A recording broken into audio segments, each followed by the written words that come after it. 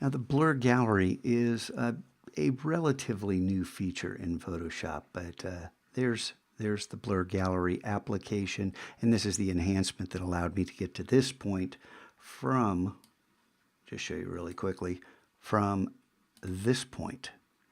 And the blur gallery is the next shortcut we're going to make. So let's bring up the keyboard shortcuts and filter, blur gallery, and then come down to path blur. Control Option Command P. And the other one I made was the field blur, and just went Control Option Command O. And the only reason I chose O for field blur is because F's already taken, and it's O is right next to P.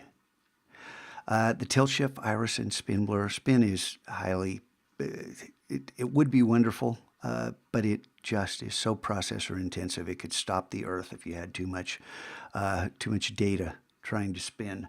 So there you go, blur gallery. Go ahead, as always, save, replace your other, and click OK.